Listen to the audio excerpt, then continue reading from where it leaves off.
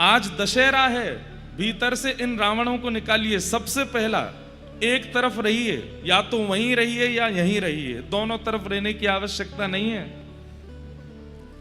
आपको अच्छा लगता है कथा में आना, लेकिन वहां पर भी रहना पड़ता है, तो धीरे धीरे प्रयास करो। हम ये नहीं कह रहे तुरंत छोड़ो, पर धीरे धीरे वहां की स्थिति को कम करना प्रारंभ करो, वहां के भाव को घटाना प्रारंभ करो। कई लोग ऐसे हैं कि वो कथा भी सुनते हैं, मंदिर भी जाते हैं, धाम भी जाते हैं, सब क्रिया करते हैं, लेकिन वो सब करने में भी बिल्कुल संकोच नहीं करते। केवल खान पान पर भी मैं प्रकाश नहीं डालूंगा, व्यवहार पर भी प्रकाश डालना चाहिए। वैष्णव के व्यवहार में कपट नहीं होना चाहिए, वैष्णव के व्यवहार में छल नहीं होना चाहिए, वैष्णव के व्यवहार में पर स्त्री पर पुरुष के प्रति काम भाव नहीं होना चाहिए। और यदि वो नहीं छूट रहा है तो इधर छोड़ दीजिए। ठाकुर जी ने कोई पकड़ के नहीं रखा आपको, ठाकुर जी कह रहे वहीं रहो भाई, शोभा बढ़ाओ कलयुग की, काय को आवश्यकता यहां आने की।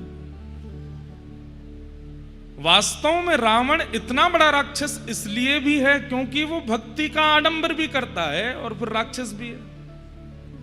मैं अपनी कथा में कहा करता हूं, एक बार को पापी व्यक्ति पर भी कृपा हो सकती है, लेकिन ये जो दोगले होते हैं ना, इन पर कभी कृपा नहीं होती।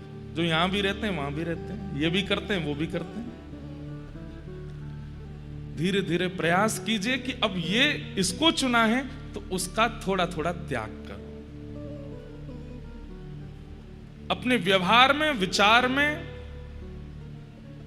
अपनी दिनचर्याओं में अब परिवर्तन लाना प्रारंभ कीजिए। आपके ऊपर कलयुग का हाथ है, आप कुछ भी करिए, कोई पूछने वाला नहीं है। लेकिन आप बिहारी जी और श्री जी का नाम मुख से लेते हैं तो श्री जी कहते हैं कि अब कल को तू कछु गलत करेगा तो मेरी जिम्मेवारी है। कितना पीड़ा होगी श्री जी को।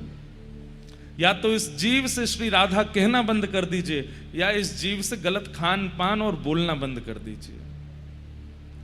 एक तरफा रहिए, धीरे धीरे धीरे धीरे।